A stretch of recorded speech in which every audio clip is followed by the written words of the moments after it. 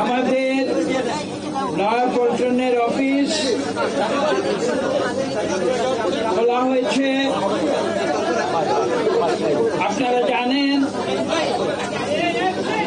28 অক্টোবরের ক্র্যাকডাউনের পরে এই আমাদের বাংলাদেশের সবচেয়ে বৃহত্তম রাজনৈতিক দল বিএনপি আমরা বলি, সেই বিএনপির কেন্দ্রীয় অফিস সেটা সরকার বেদখল করে নিয়েছিল এবং আজকে আমরা আপনাদের সামনে আবার উপস্থিত হয়েছি জনগণের কথা বলার জন্য। আমরা রাজনীতি করি জনগণের জন্য, আমরা রাজনীতি করি জনগণকে নিয়ে এবং আমরা রাজনীতি করি জনগণের মঙ্গলের জন্য এবং সেই আদর্শে আমরা আজকে আবার আপনাদের সামনে উপস্থিত হয়েছি। যে বিশেষ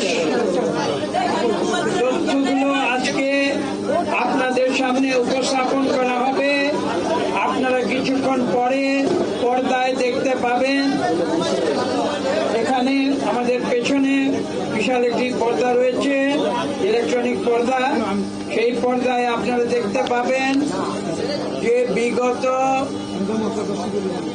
7ই জানুয়ারি যে ভুয়া এবং প্রহসনের নির্বাচন সরকার করেছে, সেই ভুয়া এবং প্রহসনের নির্বাচনের যে সত্যি, সেই সত্যি ঘটনাগুলো আমরা ইলেকট্রনিক প্রেজেন্টেশনের মাধ্যমে আপনাদের সামনে উপস্থাপন করব। আমরা বরাবর একটি কথা বলে এসেছি, সেটা হচ্ছে এই যে বাংলাদেশে গণতন্ত্র আজকে মৃত। যে গণতন্ত্রের জন্য বাংলাদেশ স্বাধীন হয়েছিল, যে গণতন্ত্রের প্রতিষ্ঠা আমরা বলেছিলাম পাকিস্তানের অবকাঠামোর ভেতরে সম্ভব নয় এবং সেজন্য একটি স্বাধীন দেশ লাগবে, এই দেশের নাম হবে বাংলাদেশ। লক্ষ লক্ষ মানুষ সেই মুক্তিযুদ্ধে তাদের বুকের রক্ত ঢেলে দিয়ে এই বাংলাদেশ সৃষ্টি করেছিল। আজকে এই আওয়ামী লীগ সরকারকে আমরা প্রশ্ন করতে চাই, তারা নিজেদের নাকি মুক্তিযুদ্ধের পক্ষে শক্তি বলে দাবি করে। যদি সেটা সত্য হতো তাহলে কেন তারা আজকে বাংলাদেশে গণতন্ত্রকে হত্যা করেছে? আজকে এই প্রশ্ন শুধু আমাদের প্রশ্ন নয়, বিএনপির প্রশ্ন নয়, এই প্রশ্ন আজকে বাংলাদেশের কোটি কোটি মানুষ করেছে। 7ই নভেম্বর এই সরকারকে প্রত্যাখ্যান করে বর্জন করে তারা 7ই জানুয়ারি তারা এই প্রশ্ন করেছে, এই সরকারকে প্রত্যাখ্যান করে বর্জন করে। তারা শুধু ভোট বর্জন করে নাই, এই আওয়ামী বাকশালী সরকারকে বর্জন করেছে। এবং পাশাপাশি আপনারা আজকে এই কক্ষে যারা আছেন, আপনারা মিডিয়া, আপনারা সমাজের চোখ, আপনাদের চোখের মাধ্যমে সমস্ত সমাজ এই দেশে কি হচ্ছে না হচ্ছে সেগুলো দেখতে পায়। ঠিক একইভাবে বিগত 3 দিনে আন্তর্জাতিক যে মিডিয়া রয়েছে, সেই প্রত্যেকটি আন্তর্জাতিক মিডিয়াতে একটি মাত্র কথা বলা হয়েছে। সে কথাটি কি? যে এটা একটা ভুয়া, একটা প্রহসনের নির্বাচন হয়েছে বাংলাদেশে 7ই জানুয়ারি। এই কথাটি প্রতিটি মিডিয়ায়, আন্তর্জাতিক মিডিয়ায় এই একটি কথাই বলা হয়েছে, কোন মিডিয়াতে এর কোনো ব্যত্যয় হয় নাই। পাশাপাশি মিডিয়ার পাশাপাশি সারা বিশ্বের যে গণতান্ত্রিক রাষ্ট্রগুলো রয়েছে, যারা গণতন্ত্রে বিশ্বাস করে, আমেরিকার যুক্তরাষ্ট্র বলেন, ইউনাইটেড কিংডম বলেন, অস্ট্রেলিয়া বলেন, কানাডা বলেন, ইউরোপিয়ান ইউনিয়ন বলেন, অথবা জাতিসংঘের কথাই বলেন, যে জাতিসংঘ বিশ্বের 200টি দেশের সমন্বয়ে গঠিত। তাদের প্রত্যেকটি স্টেটমেন্ট আপনারা পাঠ করুন। সেখানে কি বলেছে, যেমন আমি একটি উদাহরণ দিচ্ছি, আমেরিকার যুক্তরাষ্ট্র কি বলেছে? তারা বলেছে যে this election has not been free and fair। এই কথাটি কি আমরা বিগত 15 মাস যাবৎ বলে আসি নাই? আমরা কি বলিনি যে আওয়ামী লীগ যতক্ষণ ক্ষমতায় আছে তাদের অধীনে কোন নির্বাচন কমিশন সুষ্ঠু নিরপেক্ষ নির্বাচন করতে পারবে না? আজকে কি বিশ্ববাসীর কথায় এটা প্রমাণিত হয়নি যে আমরা যে আশঙ্কা আমরা প্রকাশ করেছি সেটা আজকে সত্যে পরিণত হয়েছে? কাজে আজকে এটা স্পষ্ট হয়ে গেছে যে এভাবে একটি ভুয়া সাজানো নাটক করে নির্বাচনের একটি আবহ সৃষ্টি করে দেশে বিদেশে ভাওতা দিয়ে কোনো গণতন্ত্র হতে পারে না। এটা আজকে প্রতিষ্ঠিত হয়ে গেছে। এবং আমরা যে ঘটনাগুলো ঘটেছে, যে ঘটনার মাধ্যমে এই নির্বাচন ভুয়া এবং প্রহসনের নির্বাচনে পরিণত হচ্ছে, সেগুলো আজকে আমরা আপনাদের দেখাবো। আমাদের কাছে একটি বই রয়েছে, আপনারা দেখতে পারেন। আমরা এখানে মাত্র 250টি ঘটনা, যে প্রত্যেকটি ঘটনা অন ডকুমেন্ট, প্রমাণ সহ, যেগুলো হয় ভিডিও ক্লিপ অথবা ইন্টারভিউ অথবা বক্তব্য, তার প্রত্যেকটি ঘটনা এখানে আছে। 250টি যথেষ্ট নয়, আরো 250টি ঘটনা আমরা ইতিমধ্যে আমরা কম্পাইল করেছি এবং এই ধরনের আরেকটি ভলিউম আমরা 2-1 দিনের মধ্যে আপনাদের কাছে উপস্থাপিত করতে পারব। এবং শুধু 250 প্লাস 250 মানে 500 নয়, আপনারা সারা বাংলাদেশের যে নির্বাচনী সহিংসতা সহ, দুর্নীতি সহ, ভোট জালিয়াতি সহ, ভুয়া ভোট সহ যত রকমের অপকর্ম হয়েছে সবকিছু আজকে ডকুমেন্টেড হয়ে গেছে। হয় আপনাদের মিডিয়াতে হয়েছে অথবা সোশ্যাল মিডিয়াতে হয়েছে। এগুলো আমাদের কথা নয়, এগুলো আপনাদের কথা। কাজে আজকে আমাদের মূল উদ্দেশ্য সেটা হচ্ছে এই দেশের মানুষের কাছে এবং বিশ্ববাসীর কাছে আজকে এটা প্রমাণিত যে সরকার গণতন্ত্রে বিশ্বাস করে না। সরকার যেটাতে বিশ্বাস করে সেটা হচ্ছে একদলীয় পাকশালী শাসন। এবং আপনারা জানেন, আপনাদের সহকর্মী নিউ ইয়র্কের টাইম ম্যাগাজিন, যেটা বিশ্বের একটি নামি দামি নিউজ ম্যাগাজিন, বহু পুরনো, শতবর্ষ পুরনো, তারা নিজেরা বাংলাদেশের বর্তমান সরকারকে কি নাম দিয়েছে আপনারা জানেন? পাকশাল 2। আমরা অতীতে বলেছি এটা হচ্ছে অলিখিত বাকশাল। আজকে নির্বাচনের পরে যা দাঁড়িয়েছে সেটা অলিখিত বাকশাল নয়। আপনারা জানেন সরকার অতীতে একটি গৃহপালিত অপোজিশন তৈরি করেছিল। এইবারও তারা চেষ্টা করেছিল গৃহপালিত অপোজিশন করতে গিয়ে তারা তাদের নিজেদের মধ্যে একটা বোঝাপড়া করেছিল যে 26টি সিট নাকি তারা দেবে একটি তৃতীয় পার্টি, যেটা জাতীয় পার্টি রয়েছে। বাস্তবে আমরা দেখেছি তারা বোধহয় 11টি সিট পেয়েছে। আমাদের কথা সেখানে নয়, আমাদের কথা হচ্ছে এই সরকার তারা সমস্ত সংসদকে নিজেদের ইচ্ছে মতো কুক্ষিগত করে নিয়েছে এই ভুয়া প্রহসনের নির্বাচনের মধ্য দিয়ে। এবং এটা আজকে স্পষ্ট হয়ে গিয়েছে যে 7 জানুয়ারি কোনো নির্বাচন হয়নি।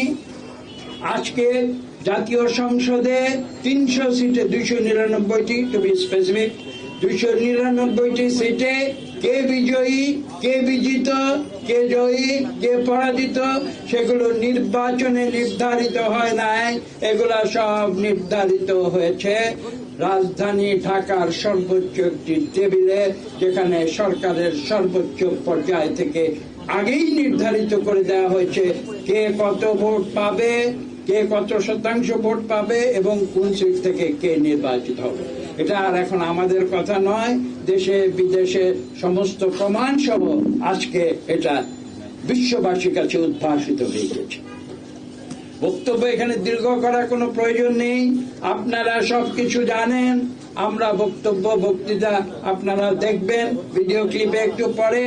এই সরকার সবচেয়ে দুঃখজনক, লজ্জাজনক এবং কলঙ্কজনক বিষয় হচ্ছে এই যে মানুষ ভোট চুরি তথা চুরি করে গোপনে। এই সরকার ভোট ডাকাতি করেছে প্রকাশ্যে। এর যে লজ্জা এবং দুঃখ এবং কলঙ্কের বিষয় আর হতে পারে না। তারা প্রকাশ্যে তারা আলোচনা করেছে, সিট ভাগাভাগি করেছে, কে কোন সিটে নির্বাচিত হবে সেটা নির্ধারণ করেছে প্রকাশ্যে, ইন ব্রড ডে লাইট। কাজে আজকে এই সরকার কোথায় নেমেছে সেটা আমাদের বলার অপেক্ষা রাখছে। আমি বক্তব্য দীর্ঘ করব না। আমাদের কি ভিডিও ক্লিপ রেডি আছে? ভিডিও ক্লিপ দেখাবে। আমি সর্বশেষ একটি কথা বলি, কিছু মনে করবেন না। আমরা বিএনপি একটি উদারনৈতিক গণতান্ত্রিক রাজনীতির আদর্শে বিশ্বাসী। আমাদের শহীদ প্রেসিডেন্ট জিয়া রহমান বলেছিলেন, জনগণ সকল ক্ষমতার উৎস। আমরা জনগণের ক্ষমতায় বিশ্বাসী। সে কারণে আমরা জনগণকে সঙ্গে নিয়ে আমরা বাংলাদেশে গণতন্ত্র পুনঃপ্রতিষ্ঠার সংগ্রামে আছি। যেভাবে একদিন শহীদ প্রেসিডেন্ট জিয়া রহমান বাংলাদেশে বহুদলীয় গণতন্ত্র ফিরিয়ে দিয়েছিলেন এবং যেভাবে একদিন আমাদের দেশনেত্রী বেগম খালেদা জিয়া এই দেশে পার্লামেন্টারি গণতন্ত্র ফিরিয়ে দিয়েছিলেন, আমরা সেই আদর্শে আমাদের ভারপ্রাপ্ত চেয়ারম্যান জনাব তারেক রহমানের নেতৃত্বে আমরা রাজপথে আন্দোলনে আছি, রাজপথে আন্দোলনে থাকব এবং ইনশাআল্লাহ আমাদের উদ্দেশ্য ক্ষমতা নয়। বিএনপি ক্ষমতার জন্য রাজনীতি করে না, বিএনপি রাজনীতি করে জনগণের অধিকার প্রতিষ্ঠার জন্য। সেই আন্দোলনে আমরা আছি। আমরা জনগণের ভোটের অধিকার, জনগণের অর্থনীতির সাম্যের অধিকার এবং জনগণের গণতন্ত্রের অধিকার আমরা ইনশাআল্লাহ জনগণের কাছে ফিরিয়ে দেব এবং ভবিষ্যতে আমরা এমন একটি পরিবেশ বাংলাদেশে সৃষ্টি করব যেখানে সুষ্ঠু নিরপেক্ষ নির্বাচনের মাধ্যমে জনগণের সরকার বাংলাদেশে প্রতিষ্ঠিত হয়। আপনাদের ধন্যবাদ। ঠিক আছে, এখান থেকে স্ক্রিনে দেখাবে তো, এখান থেকে শুনতে হবে। পিছিয়ে যান, পিছিয়ে যান, পিছিয়ে তোমরা, পিছিয়ে এইদিকে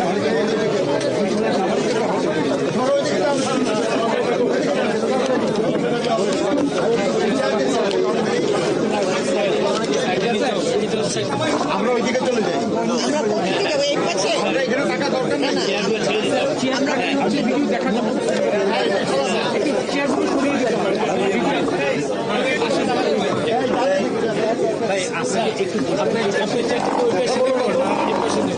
এখানে আমরা বসতে পারি, টাকা নেই। আরে ভাই এখানে বসবো না, না সাইড করে বসো। আমাদের এটা দেখার কোনো দরকার নেই।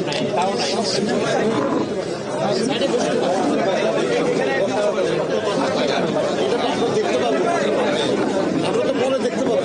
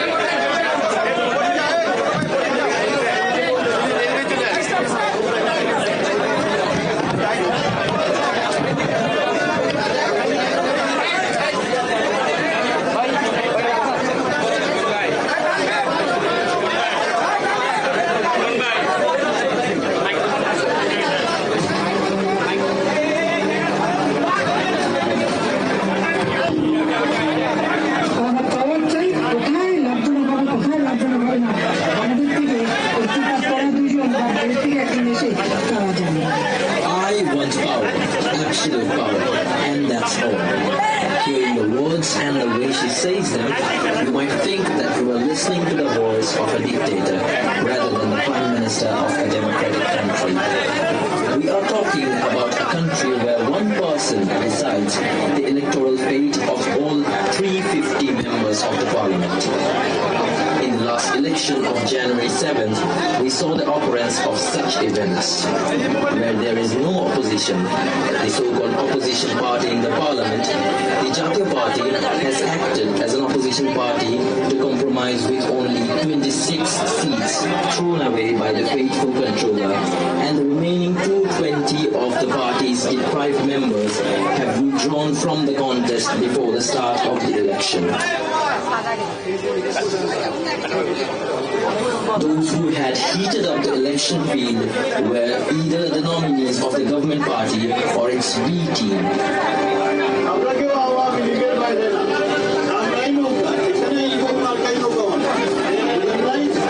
Products of the same party with the blessing of the party chief.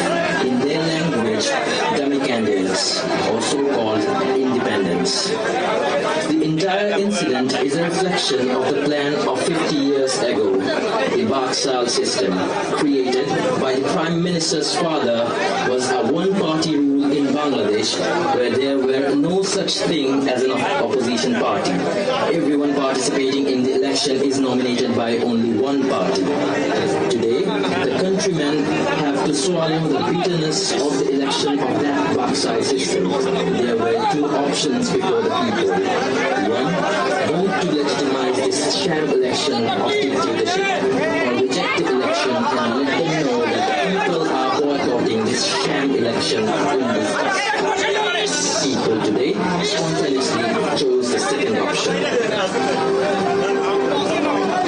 Martyr President Ziaur Rahman, the founder of Bangladesh Nationalist Party, the promulgator of independence, came to responsibly managing the country and put an end to the one-party rule and return the country to a multi-party democratic system. And the former Prime Minister, Khaleda Zia, gave two unique gifts to the nation.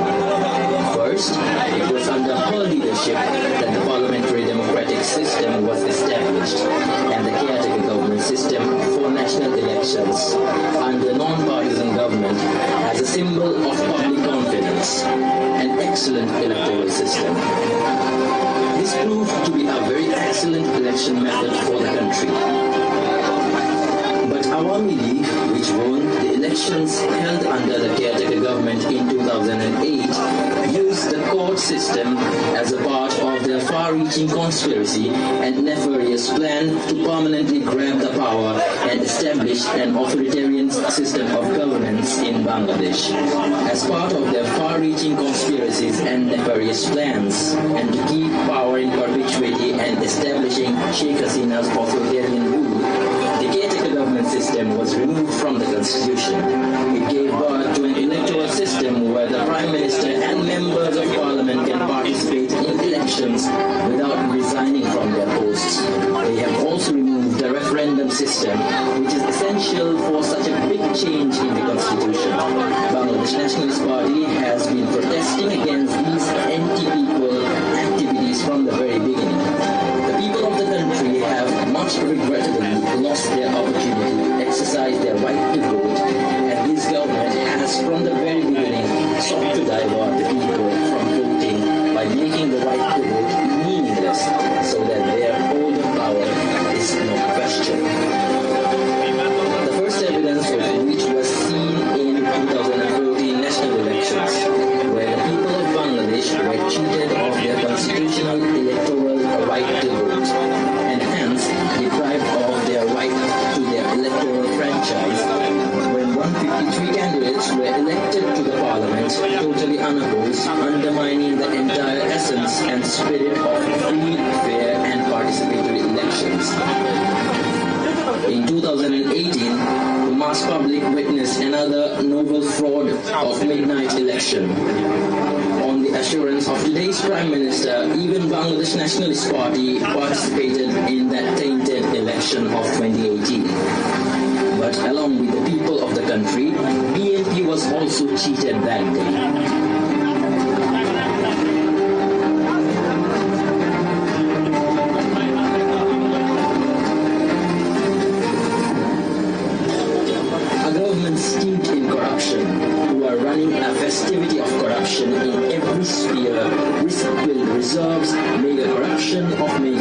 projects, ruined banking sectors, along with laundering of nearly 1 lakh crores of taka every year. The police and the administration have been made 100% party obedient and partisan. The judicial system is questionable, and an ineffective and spineless election commission has been added to it. What other option did the BNP and their like-minded parties have but to boycott the election in protest of such a staged sham election? The so-called national election of January 7th is a clear proof that there was not the slightest mistake in their decision. What did the world see? Every polling station is empty of voters from the morning till evening. Whether in the city or in the villages, the election officials are out to work, children voting to show increased voter percentage and notorious creatures in front of the fields, free movement of animals in front of the fields near the polling stations. But what followed was not only tragic but scandalous for any country and nation in this modern world. Freestyle filling of ballot boxes with government party symbols in front of the election officials.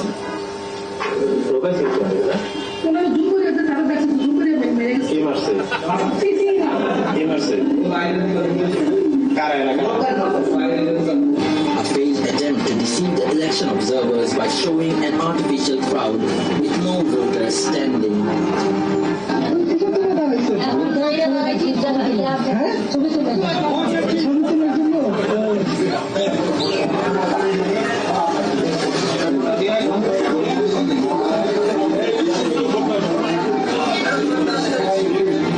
But the most shameful thing was the involvement of young children in this fraudulent activity.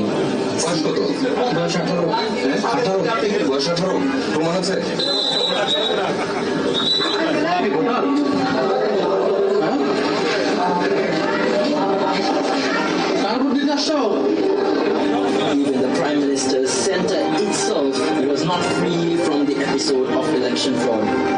The official result sheets showed that she got 100% of the voters cast in one center, while other candidates got 0 votes. In another center, her votes were more than the number of total votes casted. Of course, as it relates to the Prime Minister herself, it may be corrected by now.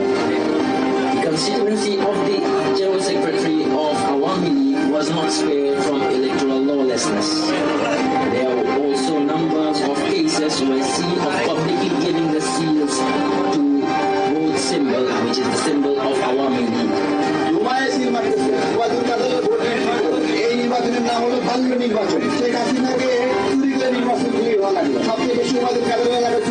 The constituency of Prime Minister's private investment advisor Salman F. Rahman was also not left out. Dhaka আকাশনে দোহারের মকসুদপুরের Shinepukur সরকারি প্রাথমিক বিদ্যালয় কেন্দ্রে সাধারণ শিশুদের দিয়ে vote দেওয়ার অভিযোগ এমন প্রমাণও পাওয়া গেছে।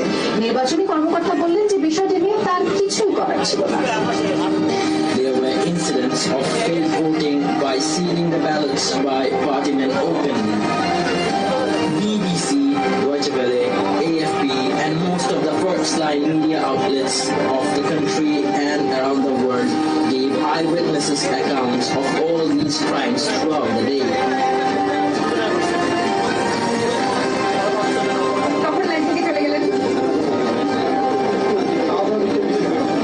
All day, almost every polling station across the country was found empty.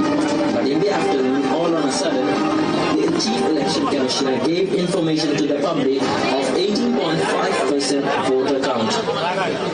But almost all television reports in Dhaka itself say that this rate is not more than 5 to 7%.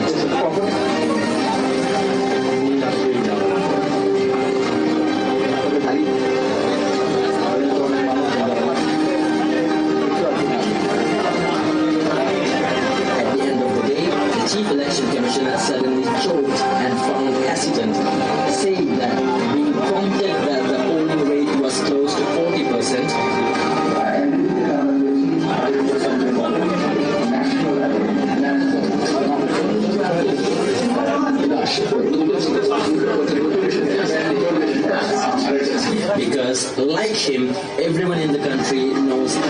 to say the polling rates. Several Awami League leaders are confessing to their past misdeeds by self-immolation today. How they sealed thousands of ballot boxes the night before the voting of 2018. Clashes in between the government parties, members, burning of polling stations, shootings, amputations of hands, severe injuries and murders were not left out. This so-called election unwittingly created a plebiscite referendum where 90% of the people abstained from voting and showed unwavering support for the necessity of a caretaker government as demanded by Bangladesh Nationalist Party, and it proves their victory. প্রত্যেকটা বুথে প্রায় একই scenario, 431টা vote আছে, তার মধ্যে vote করেছে 3টা, 450টা vote আছে, তার মধ্যে ভোট করেছে 9টা। এরকম ভাবে আসলে খুব কম সংখ্যক ভোট আমরা দেখতে পাচ্ছি। Old age allowance cards, widow allowance cards, disabled cards, and national identity cards, withholding them, threat of not burial after death, fear of torture by Awami cadres, or to go to polling stations on mosque microphones. Nothing could make 90% people to go to the polling station. We know that historically no dictator has lasted forever, and Bangladesh will be no exception. This farcical election on January 7th undoubtedly took the movement to overthrow the dictatorship a step forward. Even in the midst of 100 disappointments, some convincing realities reveal our intuition, and I would like to introduce you to such a scenario.